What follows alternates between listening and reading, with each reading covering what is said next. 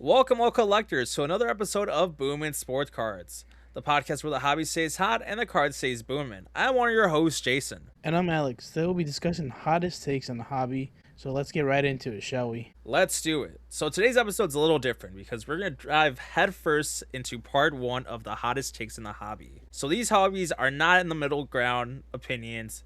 We took takes from different places, from comment sections, from collectors, even breakers. So we're going to be talking about patches, breakers, anything that comes to mind about cards, we're going to talk about it. So this is part one, so let's dive right into it. So our first take is card boxes are too expensive and will drive people away from the hobby the next years. So we keep seeing all these prices rack up. We saw Topps Chrome basketball shoot up the prices. And we were just talking about this. Like, I feel like I'm not going to open more boxes because these prices are insane. What is it, $90 for a mega box? Like, that's insane. Yeah, some places it'd be even $100, and then if you go buy it from a shop, it's like 110. So the prices do vary.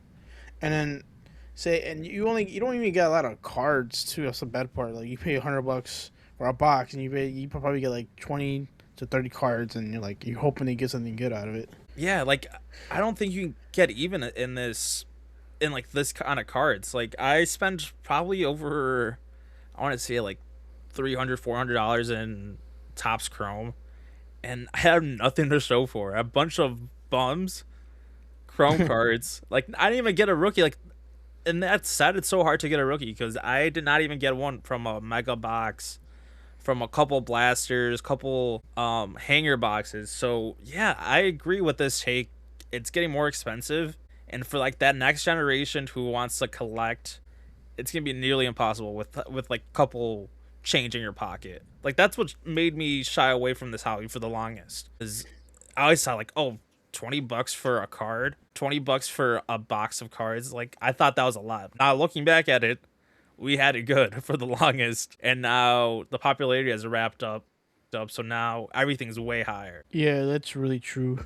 Right now, the only places I think you can find really good, decent prices retail might be like Lids right now. That's the only place I can find think that has cards right now. And reselling these cards, even reselling these boxes online, go for way too much. So yeah, this is gonna probably drive away a lot of people. And then they just announced that Topps Chrome football with the 2025 draft classes coming out this year, and they already announced that the hobby box is $500 and then the jumbo box is $800, and that's insane already. And yeah, That's concerning. I mean, who's gonna buy that? I know there's always collectors out there, but that's insane. You want? I feel like Topps keeps upping their price, and I feel like it's gonna go higher and higher every year. Yeah, like even like Myers, they bring up prices. They tax a little bit more. They put like $10 more for a box, for a jumbo box or stuff like that. So I can see like the hobby kind of going down in the next couple of years because it's too expensive. I know they're cool cards, they're colorful, but it's legit a lottery ticket. Like, you don't know if it's gonna hit or not.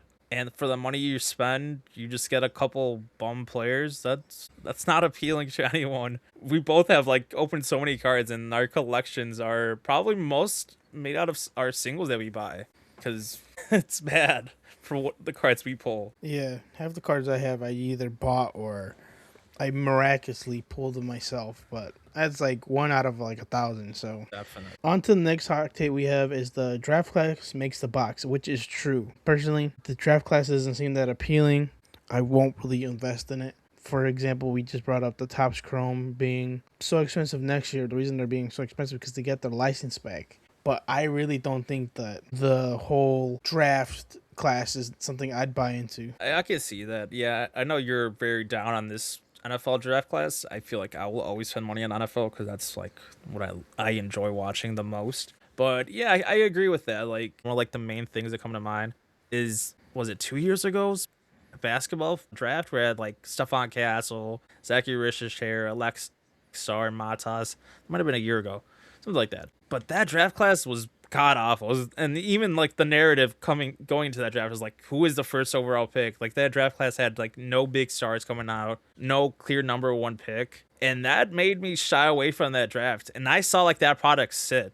Like, I saw Optic the longest on the shelves because no one wanted to buy it, even if it had like downtown options or like kaboom. Was it downtown's on optics, right? Yeah. Yeah, even with that, that product still sat down because the draft class was weak. There was not that one star. There wasn't that Cooper flag during that in that draft class. So I can see the draft class making a box, and people shy away from things they don't like as justifiably should. But yeah, I agree. I agree with this take. Yeah, the like for the longest I've since this last year we started collecting, the thing I've seen on the shelf the longest is either Prism of 2024 draft class or like with the names he mentioned that's been on the shelf for the longest. I think you can still find boxes too. It's not the best draft class, but we still have some good picks from there like Mata's stuff on Castle got rookie of the year. Alex Sarge doing well on the Wizards. So yeah, the draft class. If you see those boxes, you know like why they're still there. And if you see everything gone now, like for Topps Chrome, Cooper, Khan, VJ, yeah, you're gonna know why those boxes are gone. Yeah, those are flying. Like, yeah, it's very strange. Like the year prior's cards are still on the shelf. Like football, you can't find those anywhere. You can't find no box with like Jaden Daniels or with Caleb Williams, but you can find basketball classes because it was so bad. Which leads to my third point: no bad players. This take, no bad players is pretty much my take. No bad players should have number cards. We both have had experiences where we pull a card and it's some dude who is like 4 and like 10 starting pitching for like I don't know like the Tigers or something like that. Even though Tigers are good, but Yeah. my point is bad players should not have good cards, and these number cards are just gonna sit there. They're just gonna. No one wants to buy a card of some bum. Sure, they're better than us. We're no athletes here, but appeals. Like the card's supposed to appeal to the consumer, and we shouldn't have these like lower end cards, lower end players as high number cards. Yeah, I recently opened a what do you call it, hanger pack for the new Top 75 Series 1. Pulled up a White Sox player. I don't know who the hell he is. Sent it to Jason. Jason's like, who? And I was like, great. You saying who is like the worst feeling ever. And it was a gold Diamante out of 50. And I was like, it was a 49 out of 50. And I was like, great. It's almost bookend. And I'm like, of course. I look online how much it costs, $7. I'm like, that's even worse. And I'm like, why are you even in here? Do you even play? And then you look him up and he does play, and then you look at his stats and he doesn't do that. Yeah, like I get like having like some bench players, some minor league prospects, but like these guys are like the middle of their career who have no value for the card community. Why even have like numbered cards of theirs? I mean, I feel like these numbered cards are getting so numb to collectors because there's so many of them. Only like the lower end numbered cards have value, like the 1 of 1s, obviously the 5 of 5s. Well, those have value, but like you put a player like that into any box, no one's gonna want that card. Yeah. Yeah, I think personally, if they got rid of the bad players, I think that my other thing is I think if they got rid of the players that are not really that exciting or that are non well known. I think they raise the price up on these packages because we're gonna just get like the Aaron Judges, the Otanis, the Ellie De La Cruz people, anybody that's won an MVP or anything like that. I think they'd raise the price on the box. So in order for them to just keep the prices down, they gotta have the bad players. I guess so, but like you're still paying licensing for them. But yeah, even if the more inserts, I don't know. Give us different things. I don't know.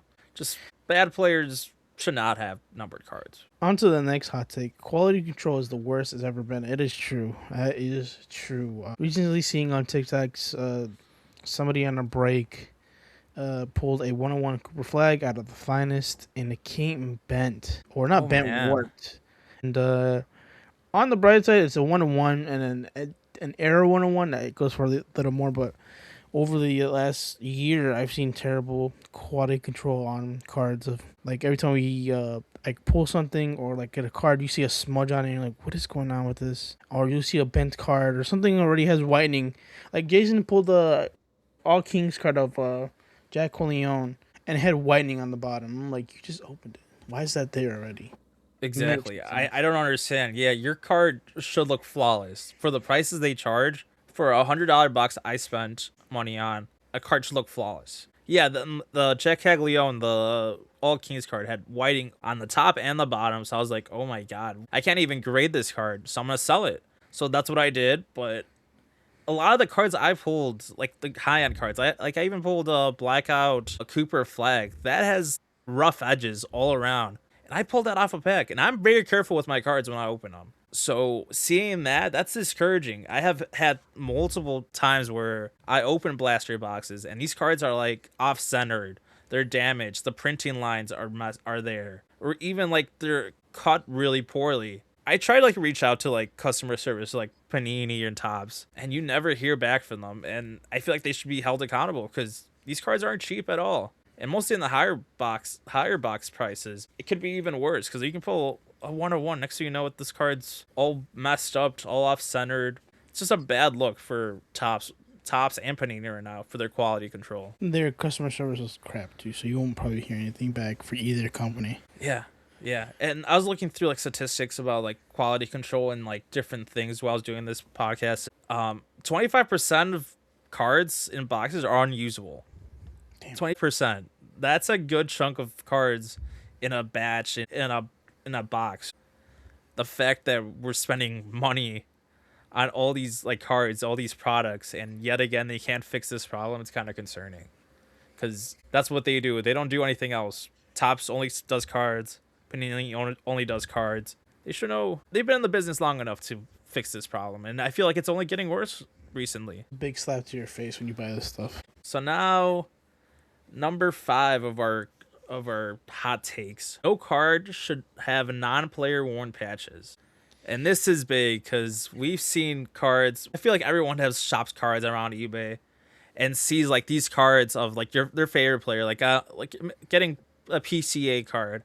And next thing you know, like on the back it says, "Oh, this patch is now player worn, and it's undisclosed from where it is or what it came from." That is unappealing for any consumer, because like you want that patch to at least be something that the player worn, from a shirt, from a jersey. Like, I hate this. This is like one of my pet peeves of cards. Those patches should be worn and not just grabbed from like the manufacturer. Be like, "Hey, cool, you got a patch card here." It's one of the dumbest things they can do in cards, and hopefully it's looking like it's changing because Topps is doing more like player worn and different stuff like that. But it's not fun getting those cards. Yeah, big culprit of that is Panini. So I think last year I just wanted to try some scores out, and I had bought a not mega box of it, and they give you a bunch of like what do you call it, little patches of the players, and you find out on the back that these aren't worn. And which is insane. I'm like,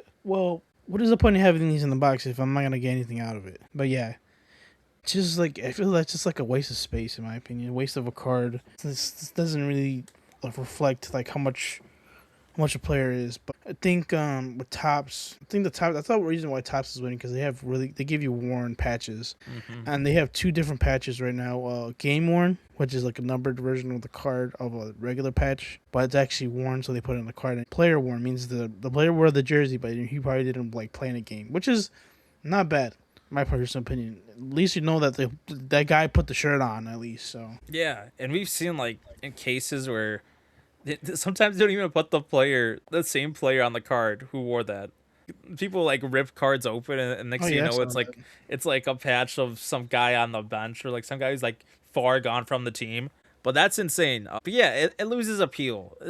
When you see a patch card, it's supposed to be something special, something that like, oh, this card's nothing like these base cards. This has value, and it just lacks authenticity for any collector who to have that in their collection. And I feel like this should be gone from the hobby overall. So I agree with this hot take. What else you got, Alex?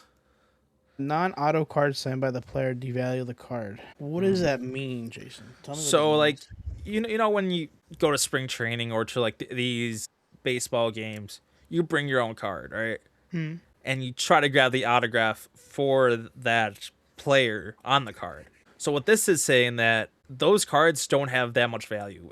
At times it actually decreases the value of the card. This is a hot take I saw on TikTok, and I saw even Reddit forums have this take. I don't know how I feel about it, because that loses value. What? I feel like that's what I said.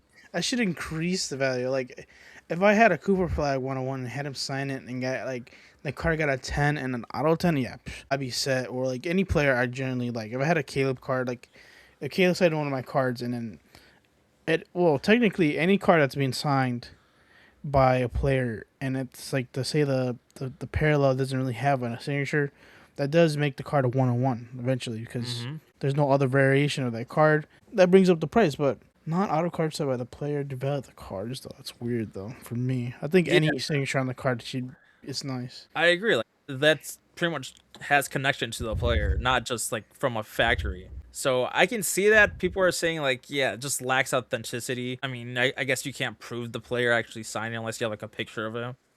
Well, you can. Actually can. I think the thing is that you can't prove it, and then people trying to sell the card like don't really have a way to prove it. And if they send it to like or somewhere to get graded or get it authenticated, so there's always ways where you could get it checked. I think just people are just lazy. Like I don't want to buy this card from you because I don't know if it's real. Mm-hmm. Like I even seen like at shows like even slabs, but signed up on top of the slab. So it's like a Caleb card that's already slabbed, and right on top of the slab, it's autographed. How do you feel about that? How does that work though? Like how do you like if I how do I prove that that's his auto? And Yeah, two, I feel like see, it's ugly. I'd feel mad. I'm like, oh, you couldn't crack the card and have him sign the card, then grade it again. I But don't know. That's the thing. In the hindsight, I see it like it doesn't look that bad because it's like they use like a cool color for it. Like they had like an orange signature from the one I saw. But like, yeah, I can see this take going both ways because it can create confusion and it can bring value because it has that connection to the player. But it's a weird way you can see non-auto cards being signed. it's weird. I just think that people complain about everything and they're never happy with what they have. So Yeah, yeah. I mean, I'll be happy with like a Tom Brady auto. I know. Right? Like, Thanks, Tom, for signing my yeah. auto regular. You might have not have the best card, and just I'm like, cool. Like I'll take that. I mean, as long as the signature isn't crappy or like I don't know, just a weird, just looks weird, distorts like the whole image. I'm okay with that, in my opinion. So now our next take: breakers are reskinned gambling operators, targeting minors and fueling addiction. So we both have been using breakers, and I can see how this take spending money, the odds being in there. What's your thoughts on like breakers being almost considered gambling at some point? It's not well personally. It's like gambling. I'm not gonna say these guys are get like freaking casinos Mm-hmm. because you win and lose. It's the game. People who constantly lose, me, who are gonna be like, yeah, this place is a casino. I'm money. All like instead of like yeah, I spent $100 on this break and I didn't get jack because there's overall like different types of break, team breaks, player breaks. You can and then there's like the thing where you can right now that's new I've been seeing is auctioning off like breaks. So like you put up say you win an auction, right, and then you get like $20 and then they do like a Russian roulette and you whatever team lands on it, that's how much you pay for that team. Oh wow. So yeah, I know, right? But if you pay $20 and you get a crappy team, or pay Damn. $15 for a good team, etc. But yeah, I think this is another form of gambling. I don't think breakers are like casinos or gambling operators. They just think they're trying to make money, and this is like one of the ways people make money now. This is like because as a society we're part of the internet now and everything, and then sports card has gone more not what is it media or like it's been more aware. I guess people are more aware of it, so they're trying to always make money. So the whole sports card thing is just like a big money thing. If you look at the market, it's like another version of like a stock market. So I don't think Yeah. they're gambling operators. I just think just regular people trying to make some money. Like I was looking through articles, and I guess at one point TikTok actually banned like breaking cards on their platform because they considered it gambling and because of like the odds of them not getting good things. I don't know. I was like, apparently TikTok did something against that, but I can see where it goes because like you spend $20 up to maybe 1,000 on a spot. And there's odds that you won't get a good player. There's hits and duds overall. You spend thousands of dollars and you can get probably half of that. In one article I was looking at, some dudes on Facebook said he spent $244,000 on breaks. Damn.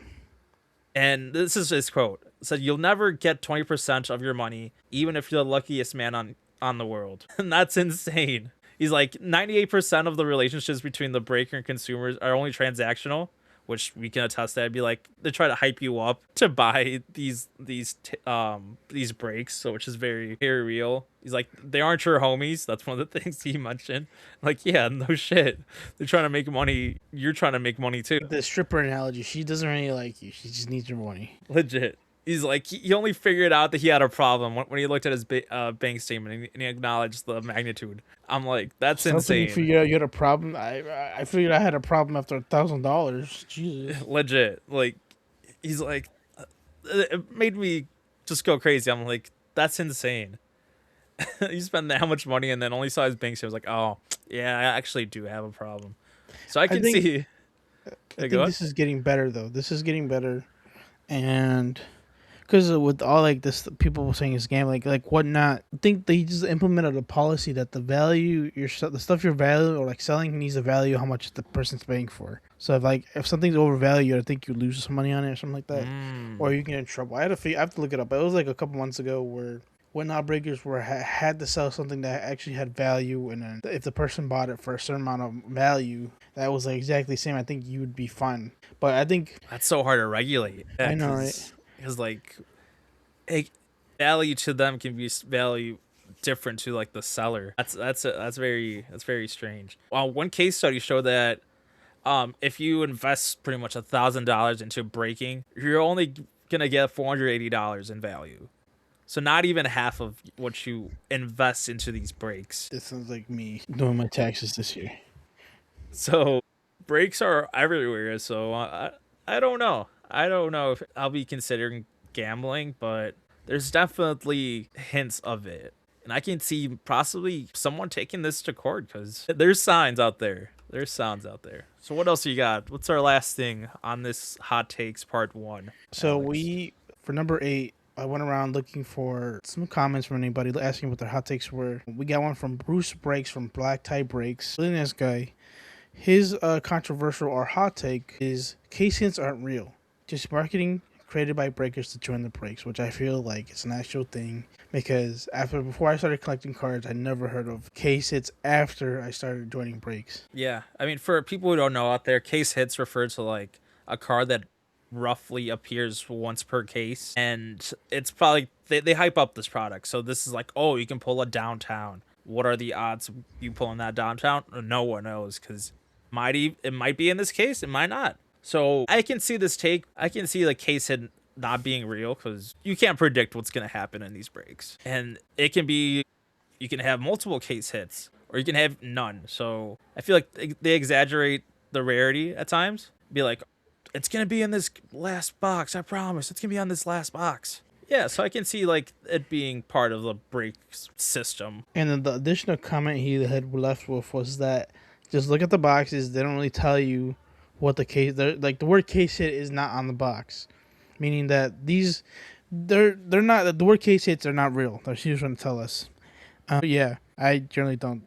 I think this is a marketing thing. Cause yeah, like if you didn't have the internet, Jason, do you think the word case hit would be actually be used in like real world? Probably not. Just be a rare card. Oh, you got a sick card. Those are hard to find.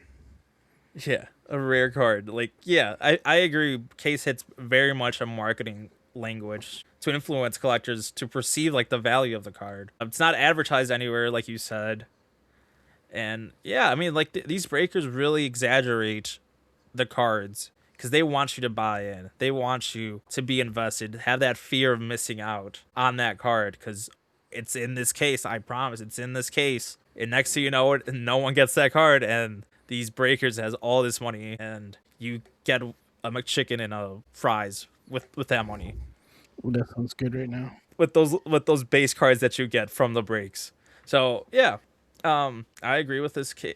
So now let's move on to our player of the week. But before that, I just want to say this is part 1 of our hot takes. Further on the couple weeks out, we can have part 2. And if you have any, just reach out through an Instagram at Booomin Sports Cards, and yeah, just tell us what you think, any new hot takes, and we'll keep them in mind. So now player of the week is LeBron James. LeBron. He is timeless. This man has played 23 seasons, 4-time NBA champion, 4-time finals MVP, 4-time regular season MVPs. This man is Mr. Four-time, I guess. A 20-time All-Star. Just holds numerous records for longevity and like different things around the sport. Even at his old age, this man is still averaging 20 points and like so many rebounds and assists. This man, NBA's all-time leading scorer. He's the GOAT. He's one of the GOATs at least. I don't know what to say if he's the GOAT. I don't want to be controversial. Maybe that's another episode where we talk about. But he's a GOAT. So what's the card you got of Mr. King James? I like he puts me first because he knows the card I picked is much more expensive because he's gonna yell at me about it later. Well, he did earlier.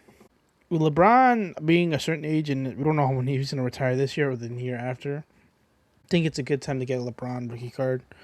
This is the flagship one, the paper version. So with the draft pick and him in his white suit and the jersey holding up. It's raw for $313, which is not bad if you think about it. If you want a legit LeBron James card, and overall this card will shoot up in price. Say he retires tomorrow, all his cards are going to shoot up. That's easy. $100 more at least on that. Yeah, like it's going to go from $300 to $600. It's going to be like the Tom Brady cards. Like if you look at his cards, raw is expensive. And then the older he gets, I'm not going to say like when he passes away, but you know what happens when players pass away and you no longer be able to get their autos or certain cards of theirs, they shoot up. Look at Kobe. Rest in peace, Kobe. But yeah, $313. If you want to get this card graded, it's going to be $25 right now because PSA brought up the prices. And if you get a 10, it's $2,800, almost $3,000 for a PSA 10, which is sheesh. And if you're not willing to pay for that, a PSA 9 LeBron is it's $588, almost $600, which is not bad as a price. But something that like just keep in mind, but that's gonna go up in price. PSA 9 is not as bad as an 8 or 7, but PSA 9 is pretty good for. That's not a bad price for a PSA 9 either. That's not bad. It's a nice card. I love him. He has that iconic white suit, which is like has been memed around so much. Yeah. It's a Topps card too. A lot of his like rookie cards are like Leaf and like Upper Deck. So the fact it's Topps, that's very intriguing and it's appealing. It's a card that I would want. Yeah. Yeah. Just because when Jason mentions the different companies that they have, people do have a certain amount of appeal. Say if you do want to resell and you do have one of his rookie cards, people will prefer Topps over anything because of the license and of like Topps. Topps has been around for the last 75 years. So what you got, Jason? So I got 2008 Topps number 23, LeBron James. James. So this is like his horizontal card where he does the chalk toss. Say that 3 times. Chalk. Yeah. He's wearing the Cavs jersey. It's one of the most iconic cards of LeBron James because it's him during his first stint in Cleveland. It's a really nice card. Raw is $52. It's down 25%. I want to say this card, that sale is kind of weird because I saw a lot of damaged cards going for sale. But it's usually like around $72. So that's still not bad. That's less than $100, and that's a great pickup because, like Alex said, when he retires, when he just does different things around basketball, that card's going to go up. PSA 9, it's $484. It's down 7.6%. PSA 9 is plus $150, plus 22%. It's a nice card. This is his paper version. There is a chrome version for, I think it's like $100, closer to $200. But it's a nice card. This is one of the cards I really want because I have one that he's dunking on the Lakers, but this card fits into that kind of collection. So really nice card. LeBron's always a good buy in my opinion because he's done so much for the sport and he's towards the end of his career. You don't think LeBron's gonna coach, right? I think he says he doesn't want to coach. I don't think so. I think he wants just to golf right now. Is that weird? Have you seen like those videos where this man's just golfing? Yeah, him and Curry. I was like Curry. Yeah, joining me. Like he was golfing before like the Warriors game a couple days ago. Like even before the game, that's insane. Like golf hurts your back a lot. Even if like you're the most pro athlete, he's older too, so your back's gonna be shot after golf. So the fact he's doing this during the season is insane because a lot of the players stop before the season begins. Jason, so I think he's gone. Are you telling me LeBron's going to sit on the bench? I need him this week for my fantasy team, all right? I think he's if this is not his last season, next season for sure is his last season because I think he has so much ahead of him after basketball that yeah that I know he wants to even purchase a team. I know he at one point he was looking at bringing that expansion from Vegas to the NBA. So he could leave sooner rather than later. Do you think he's gonna do a Tom Brady and buy a team and like just become an announcer? I can see that. I mean, That'd be Jordan cool. did it. I want to see what like ball knowledge that LeBron has. Jordan did it, so I can see that. I mean, if he surrounds himself with rich people and like knowledgeable people, which he's done already with like Rich Paul and like all these other Yeah. higher end people, I can see that. So now let's go to collector's corner. Enough LeBron, you know he's one of the goats. You know he's a LeBron. meme. So now collector's corner. So now let's talk about players we want to buy. Which cards are you looking at this week, Alex? I know I got a lot on my list.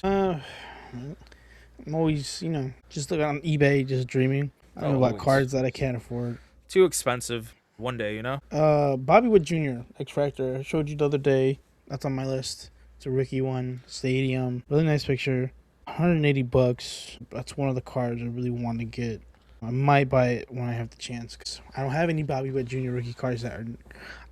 And the ones I find are usually either just the base or the debut. No, like nobody likes or doesn't look that nice. And then every time I try to go buy one and at a card show, oh, I left my Bobby Wood Jr. cards at home, man. I really like him. Oh, my Yeah. mom, and then the one guy told you, yeah, my Yeah. mom has all my cards. She loves Bobby. I'm like, That's "Oh." insane. I'm like, why does your mom have your cards? Like, I would understand. Like, my mom loves Pokemon, but I wouldn't think she would have all my cards. Yeah, he just loves that dude. Just looking at kind of Knipple cards because I think he's gonna win not MVP, Rookie of the Year because this guy's been out for a couple, like at least 9 games. I'm trying to see if we can get an X Factor of his, and cause you know how like the Topps is still doing the blue X Factor stuff. It just started this month, so I'm gonna have to get on that soon. Oh and yeah, probably, me too. because I can't afford Cooper Flag. Cooper Flag's like $400 for an X Factor, That's insane. and then if you go buy a box, if you can find the box, it's just $100, and you might get like 50-50 or 25 out of freaking. You don't know. It's so dumb. The last thing I'm looking at is Braden Montgomery. I was looking at Yes, his autos. sir. His one of the autos. Somebody already sent me like I looked at one earlier. Somebody sent me like an offer for it already because I was looking at it. Where is it at? It was it's not a first Bowman. I wish it was a first Bowman, but still a nice card. Something I need to grab. This guy sent me the offer the other day or earlier, but it's not that bad. It's $180. I could probably get it for like it wasn't 100, but it was like $150. Probably get it for like 125. Just a nice auto of his. Okay. And all his autos are pretty decent. And I was also looking at case heads. Maybe I can get me a nice case head of his if he does those really well for the Sox. Yeah, I saw he has a Kaboom. It's like $200. A Kaboom for $200? Yeah. That's not that. Well, it's not licensed. So I still found it strange. I was like, this man has a Kaboom. He's just a prospect. I didn't know that was the thing, but I guess so. no! Somebody bought the X Fract. It was an X. Yeah, here we go. It was a 25 Bowman Braden Montgomery blue X Fractor out of 150 auto on card auto. And somebody bought it. Oh, it was 130. 130. So many cards that happen like that. And somebody bought it for 120 because the guy sent the $10 off. Oh, they could have just waited, like give me like, and it was out of 10 too. Oh, that's unfortunate. Yeah, I've been trying to get his auto. They're pretty cheap. I mean, it can go for like $20. I saw like one going for like $16, and it was like a White Sox one. It wasn't like. I know those look nice. And I offered one. The dude denied it. I'm like, all right, I guess it's not my time right now. I'll hold off. Then the last 2 cards I've been looking at. Well, one more of his was a zebra. You know what a zebra is for selects? Yeah, I've seen that too. I saw that $20. to me today. Yeah, that's not bad. $20 for a zebra? I'm like, It's not licensed, right? it's not licensed, but it Still a has cool his White card, Sox yeah. uniform on, like the one all black and the white stripes. Mm-hmm. I'm like, that's kind of nice, and it does look nice on with the zebra. Damn. $20 might come around and get one of those, and then last thing, Kevin Alcantara auto rookie card from the new stadium that just came out. I'm bidding for it now, but I just looked into his market and I'm like, great, his market's not that strong. That it doesn't show up, so I'm kind of sad now. Yeah, I bought 2 Bradens, but they're like both like maybe like $2 cards. They weren't nothing crazy. I was like, $2 cards. yeah, it was like his first Bowman Chrome, and like another Bowman, but it was like some different parallel. I can't remember. But yeah, I like your picks. So first guy got two legends in this list. The first one, Barry Bonds. Yes, he did steroids, but Yes, he this did dude was a steroids. tank. I was looking at his All Star Ultraviolet card. Mm. Really nice. It's like a very like trippy card because like all the colors are weird. A lot of his cards are off centered. I was like, what?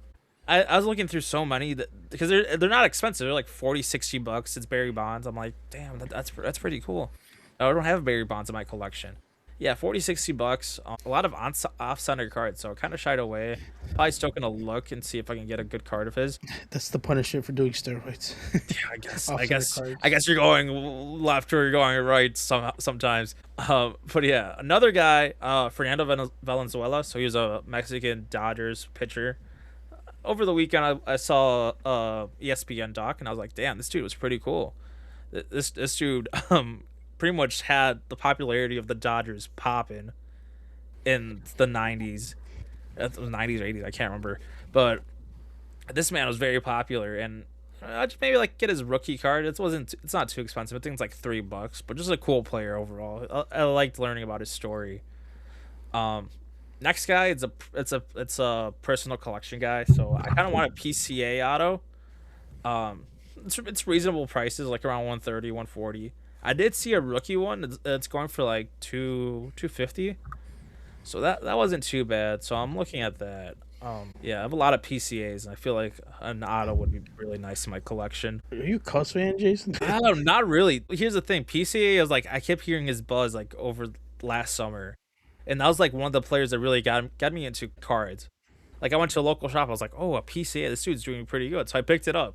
Next thing you know, what I have so many cards of his. And he's a Chicago guy. You gotta support the Chicago guys. Jason's like, I'm a White Sox guy, but like I'm telling Jason PCA is I'm a gonna dope some player. cards, and he's like, "Do you have any PCA cards?" I'm like, "I'm not giving you those cards, Jason." I have so many. Like he's probably like one of the most collected guys I have. He was at the Nationals last year. Well, at the time, I wish I had money to get like his ticket to get an auto from him, but he was Yeah, there. I did see that. But it was also like was it a Friday or a Thursday that he was I there? think it was And a I was like, Thursday. It was like the weirdest. Like you couldn't do Friday. yeah, like I was like, I can't do that. It would be cool to meet him, but yeah, I couldn't do that. Another thing I was telling Alex before this podcast is I kind of want to get some Chrome cards of like Cooper, Hahn, and like all the big rookies just to have in my collection. I mean, they're not that valuable. I think the most valuable is the Cooper, and it's selling for like $20, so it's not awful. You talking But about just like having any that base collection is cool. crumbs? Yeah, just the base Chrome cards. Yeah, I think from like I think I told you the other day I bought like a whole lot of base rookie cards, and then they came in, and I think I have to check what I need, but I got everything. I got like the only thing I don't have is I think a VJ. What do you call it? Base Chrome card, but That's not yeah, bad. That's like $3. His cards are really cheap. His Chrome card. I think I paid $8 for a whole lot. So I think nobody. That's not bad at all. Yeah, just give it like the next 10 years. One of these guys, MVP, champion. And so yeah, Yeah, I mean, you see how much like a Chrome card of like Luca is just base, and that goes for what, like $60, 70 to $80 between that kind of yeah. price. So even just holding these cards would be cool. I mean, there's some pretty nice rookies in this class, so that's probably what I'm gonna look into on these next couple of days. So now let's talk about experiences, Alex. Over the weekend, I visited the Tom Brady store, Tom Brady Card Vault, I think it's called, and it is the most overpriced shop I have ever seen. It is so bad. I send you pictures, and you're like, "Damn, what they do to Tom? Did Giselle take all his money?" And it seemed that way because the amount of cards that were overpriced, pretty much the whole store was overpriced. There's only like one or two things that like were regular retail price, like an optic blaster for $96. Like, what are we doing? 96 $96. for a blaster. Something like $40 or $50 at like a retail. Exactly. I found it absurd. I did like double takes. I'm like, am I seeing that right? Like, So I'd have been like, can I get like a higher chance of getting a case hit? Jesus. like, is there a Tom signed card there randomly? You Like, sure it wasn't like a hobby blaster? no, Oh, that's even. no. It was a blaster. I guess they didn't have that much product, and that just overcharged the shit of it. But it's insane. I also wanted like they had like these makeshift like slabs. They It had like Tom Brady's like branding all over it. Mm. The cards inside these slabs were one of the most rough cards I've ever seen. Corners were messed up, widening, scratches. Just because they're in the slab, $15 for a card that's like probably worth like $3. I just wanted like, oh, it's a cool slab. I just put that Were in my they collection. sealed too, or No, I opened them. It was pretty much like the one touch cases, but it just for had Tom like? Brady. It was similar to like the PSA like slabs because it had like the little like top part with like a branding on it. But it was pretty bad cards, and they're like, oh, these are your local heroes, local stars, and the cards were like $2-3. Corners were fucked up. It was just a bad product. Jeez, Tom, are you that low on money? Yeah. Zill and the Raiders? Come on. Shit, like I even sent you that Matas card, and it's like overpriced Oh over like yeah, what the hell? I was like, $300 bro. just for plus. Yeah. I'm like, Jesus Christ. I'm like, I showed my dad, and my dad's like, that's not the right card. I'm like, Dad, there's only one card. And he's like, why is it? I'm like, Jesus, like, yeah. And he told me that he went to the one in Vegas, and he said that they were charging too. Crazy. It's bad. Like I love you, Tom, but like we can't be having this. I feel like it's another hot take I would have is like these athletes aren't really interested in the hobby as obviously your collectors. They're just doing it for the money at some point. At some point, we gotta just say that. Yeah, Tom doesn't love you as much as you love him. Yeah, Jason. exactly. It's bad. Yeah.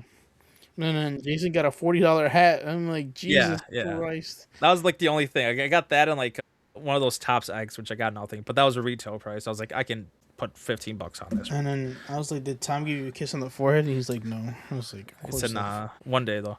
One day.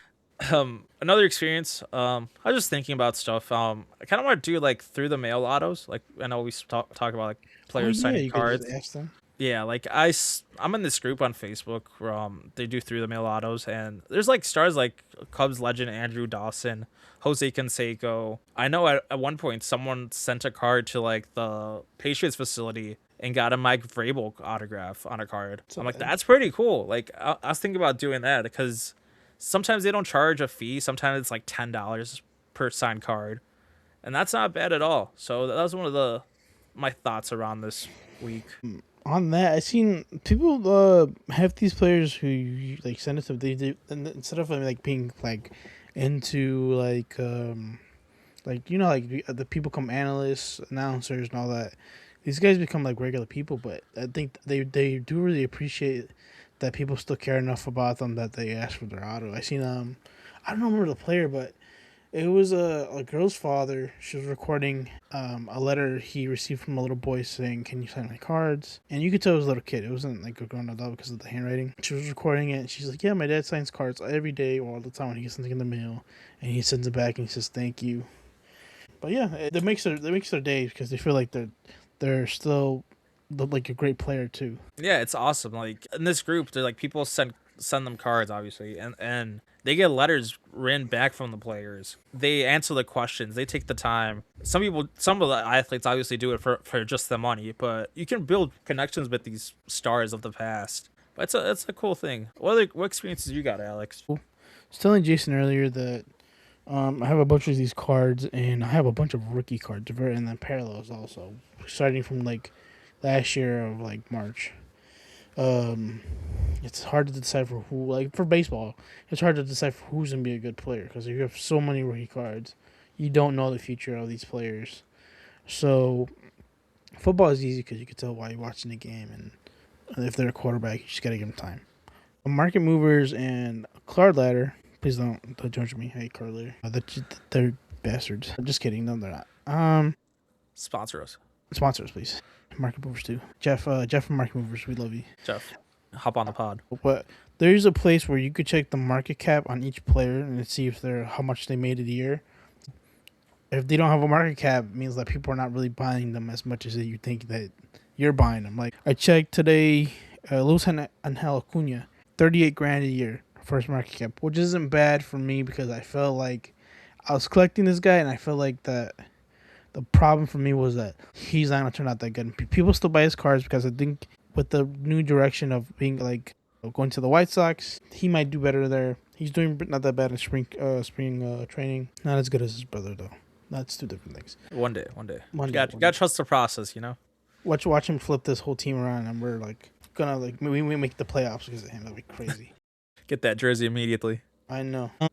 And then you check the players that don't have them. Like, who did I check earlier? Like, crappy. There's another White Sox player. I don't know how you say his name. Jarraro Irate. Oh my god, you butchered that. I can't I, even see that. But I yeah, don't know. it's some picture. It's a picture from the White Sox, and this is a rookie card from last year, and it's extractor. I love collecting extractors. Yeah, I looked him up. He's still in the White Sox. Nobody buys his cards. Yeah, this market cap is non-existent. Like check the recent sales. There's non-existent sales for him. I'm like, great. I have this card, and this guy's not that good. And now, how the hell am I gonna get rid of this card? Jesus Christ! Please, somebody save me.